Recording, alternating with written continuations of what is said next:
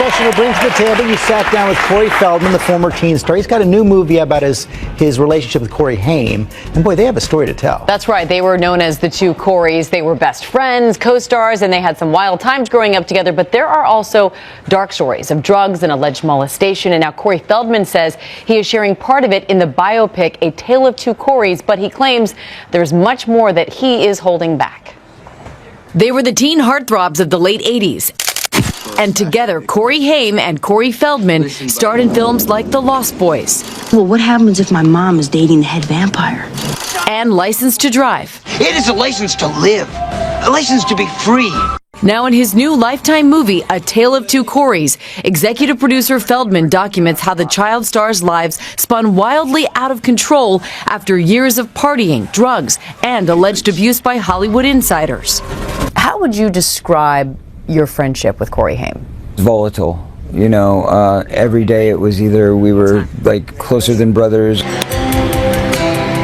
or we were at war. This was supposed to be our big thing, man. I mean, we got into fistfights, but we loved each other that much. That's what brothers do. You've said that this film is the G-rated version of an X-rated story. That's very true. How watered down is this version? It's very watered down. It does veer you from the truth. What you see in the film as the ideal of Corey being taken into a trailer by a guy in a suit, that's not really how it happened. But that's how the lawyers made me say it happened. How did it happen? Well, I can't say exactly how it happened because I wasn't there. I would be sued for defamation. However, I can put it into a film as part of a storyline.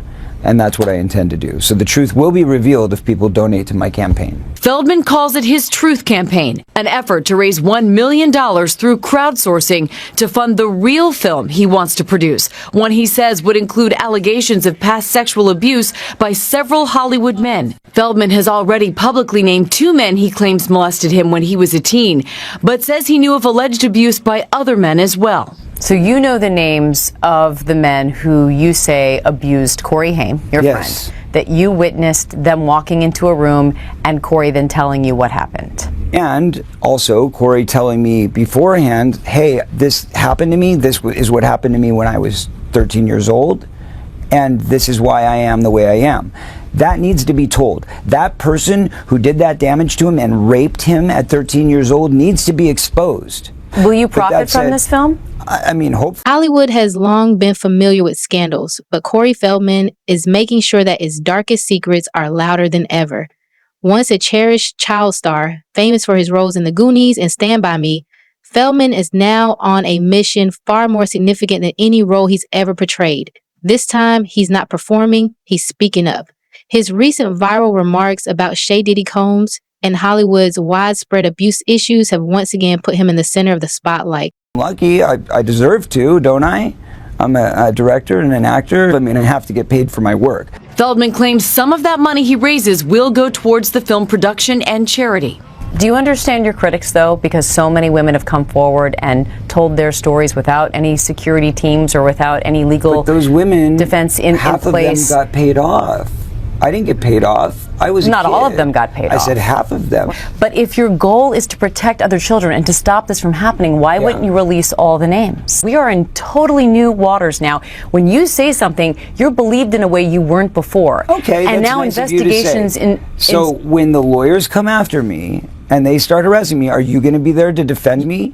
The bottom line is I'm not an accuser. I am a victim and I'm a survivor. I have done what I have done to try and help other people. It's true. But at the end of the day, I'm a producer of a movie. Feldman says he has not been offered any free legal protection to defend him if he were to reveal more names. I am making the movie to expose my truth. I'm not just going to throw it out there and be slain down. If you or anybody else wants to tell me that you're willing to give me the legal protection that I need, let's go. Now the 46-year-old says he is continuing his fight to honor Haim, who died of pneumonia in 2010. What do you think Corey Haim would say about what you're doing and what you're trying to accomplish? He's the one who asked me to do it.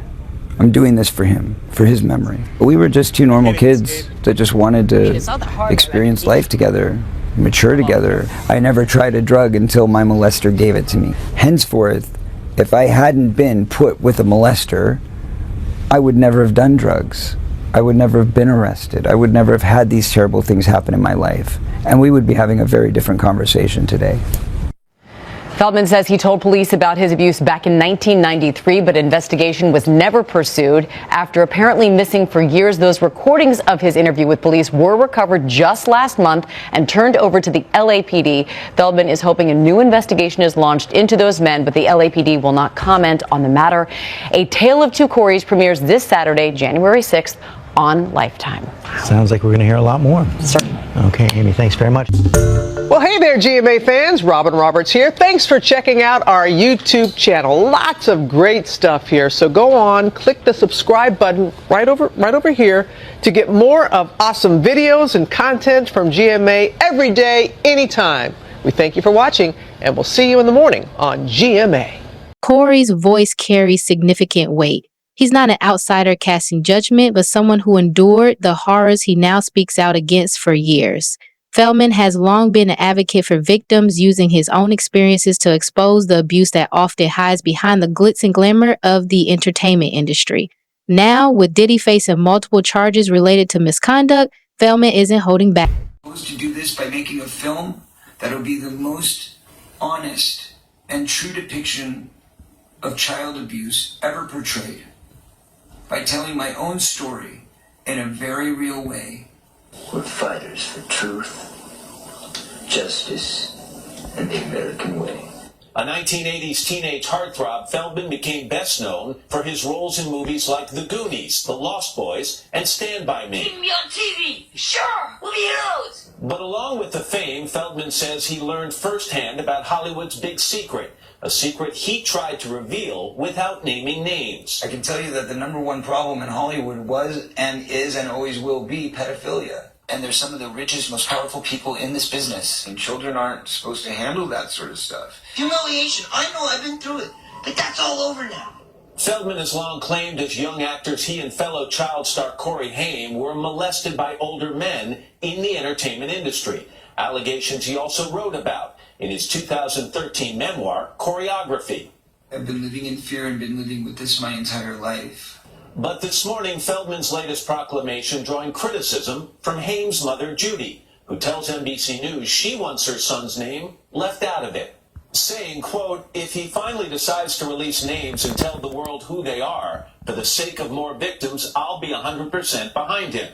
But if he's waiting to release the names in the movie, I don't support that. He doesn't need $10 million to do it.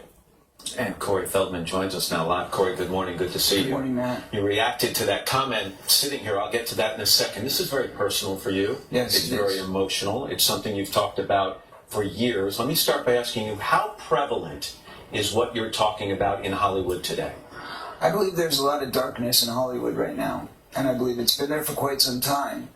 And as we've seen with the Harvey Weinstein scandal, it continues to unfold. New names come forward every day. Now there's names of misconduct with Kevin Spacey, with this, child actor who came forward today.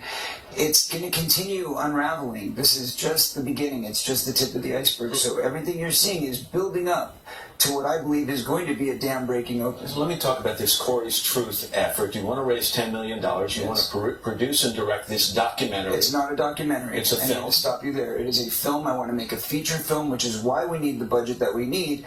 There's actors, there's scripts, there's special effects. Is it going to involve real people, real names of people active in Hollywood right now? It will be a very true story. We will have every name that everybody that affected my life. I'm going to give the perspective that I can give, what I viewed, what I experienced from a first-hand account. In all fairness, though, we've been down this road before with you, and you have promised in the past to name names. Never. In your book, you said when you were talking about your book, you said you were going to blow the lid off. This is why I'm doing this, because when I wrote my book, the publishers prevented me from writing the names down. That's what I meant by we were down this road before. Yeah. We didn't get the names we were promised last time. Which is why I'm taking the matter into my own hands, and this is why I need America's support, I need the world's support, because I must make a film with no executives, no VPs. Why do you need $10 million? Film students make movies. Is appalling. In a recent interview, Feldman expressed that you can sense the anger and frustration in his words. He's not just speaking for himself, but also for those who never had the opportunity to speak out. Feldman's empathy for Diddy's alleged situation is evident. and his hope for justice remains steadfast.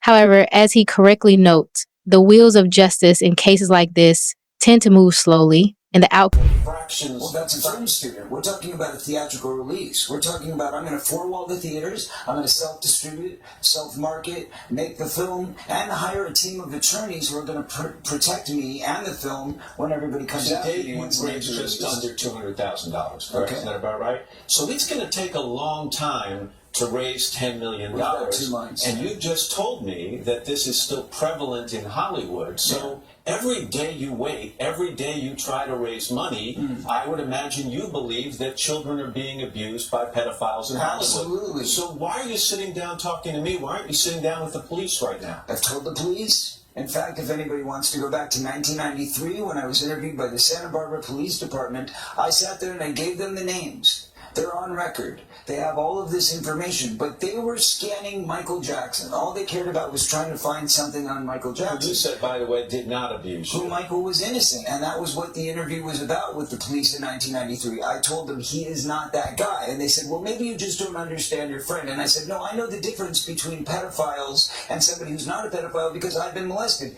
Here's the names. Go investigate. And let me push this forward. There are thousands of people in Hollywood who have this same information. Why is it all on me? Why is it if I don't release the names in the next 2 months, 6 months, or a year, I'm the bad guy? I'm the victim here. I'm the one who's been abused. I'm the one who's trying to come forward and do something about it. Hold on, please, I'm sorry. There are thousands of people out there, Matt, who have this information. Any one of those child actors that went to the teenage soda pop clubs with me when I was a kid know who those people are and the people who ran it. Anybody can go back through history and look at the teen magazines and say, what was the name of that venue they were all promoting and who ran that venue and who endorsed it? You've said you've had death threats. Yes. Because you have this information and have threatened to expose it. Another reason, I think, to go to police, that's a crime, to threaten someone's life. I've gone to the police with that as well. And what would be wrong with going to the police now again? Didn't work out in Santa Barbara. There's a statute of limitations, Matt, in the state of California, which protects people. It's not that way in New York. It's that way only where the movie industry is, conveniently enough, in California. That's the seriousness of this. You cannot, because if I were to go to the police, I would be the one who's getting sued. Henceforth, I need a team of lawyers, and I need a team of security to be around me at all times to keep me safe so I can get this message done. I'm not playing around. It's serious stuff, and I vow I will release every single name that I have any knowledge of, period. And nobody's going to stop me this time, as long as people support this. Corey Feldman. Absolutely. Thank you very much. Thank you, sir. Thank you. Good to see you. We're back right after these messages and your local news. Diddy's case has stunned many, though perhaps not those familiar with the darker corners of Hollywood. The charges against him depict a disturbing narrative, accusations of running a criminal enterprise, using threats and violence for coercion, and even alleged abuse of minors. It's a story so horrific it seems almost unreal, yet it's one that Hollywood insiders like Feldman are all too allegations. Let me bring in our special guest, joining me, author and certified mental health counselor who specializes in child abuse, neglect, and trauma, Sharonda Brown.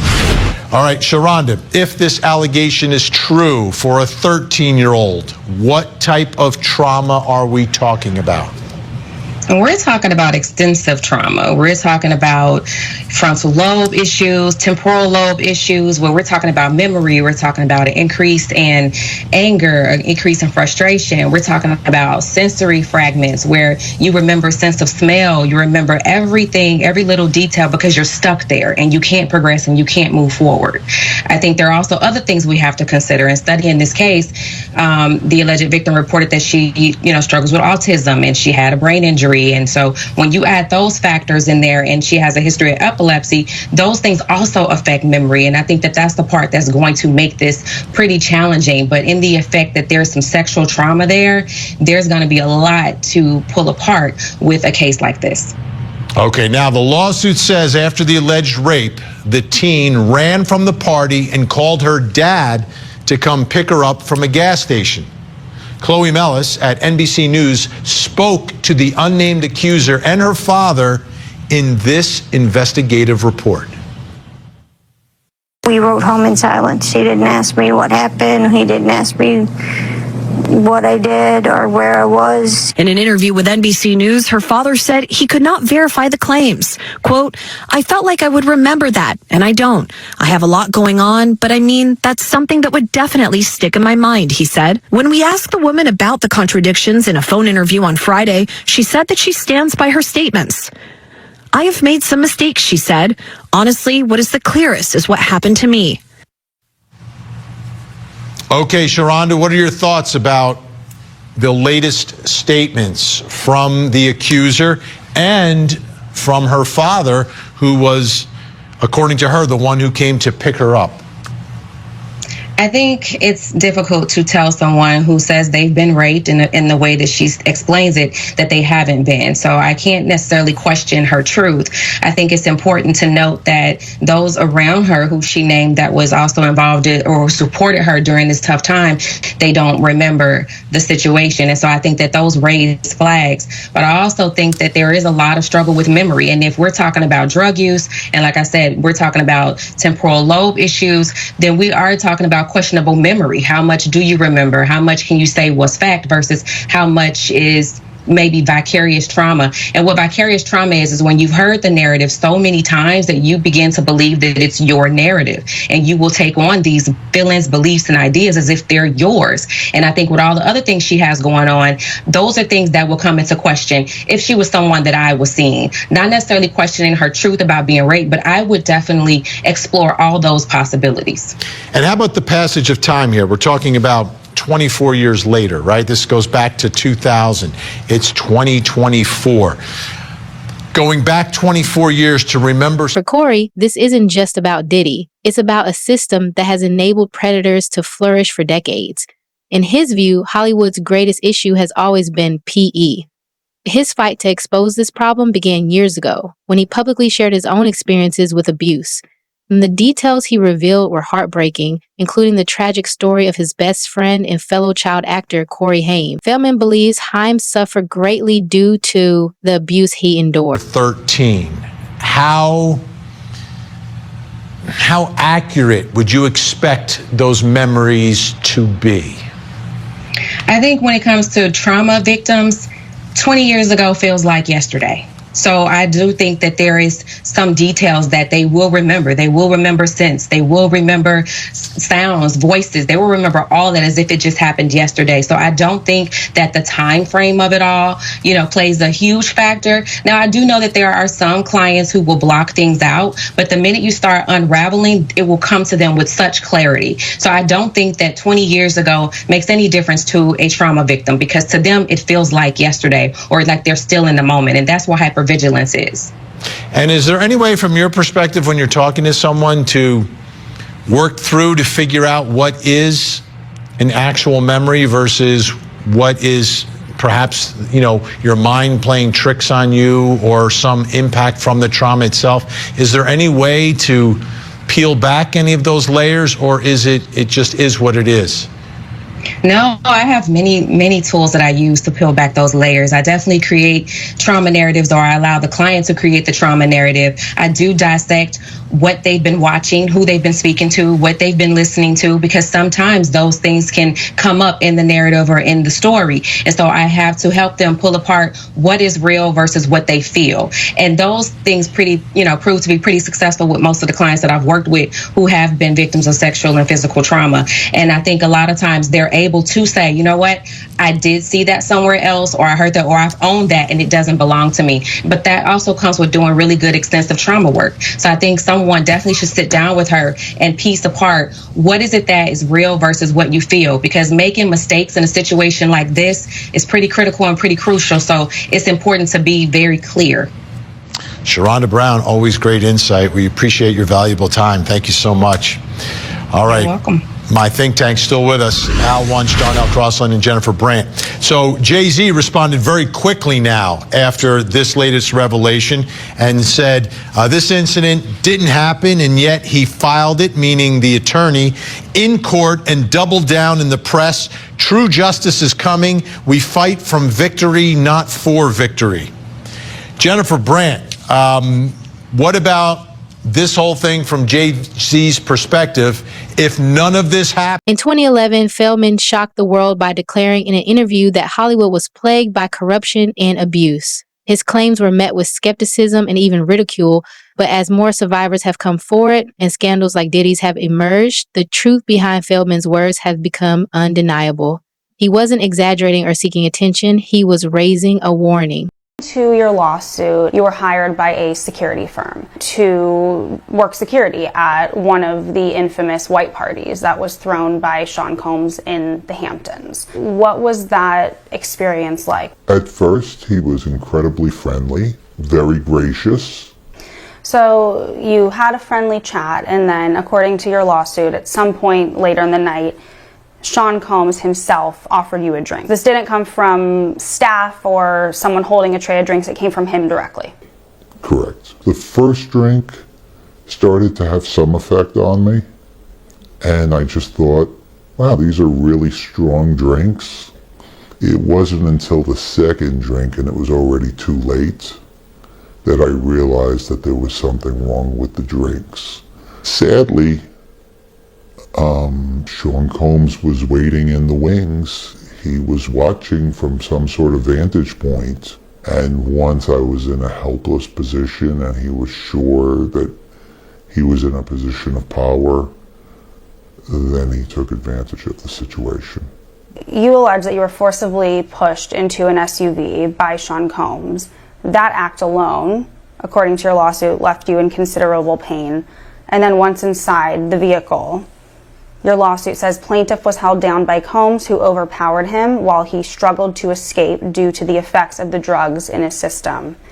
And it goes on to say that he sodomized you. I was screaming. I was telling him to stop. It was incredibly painful. And he was acting like it was nothing.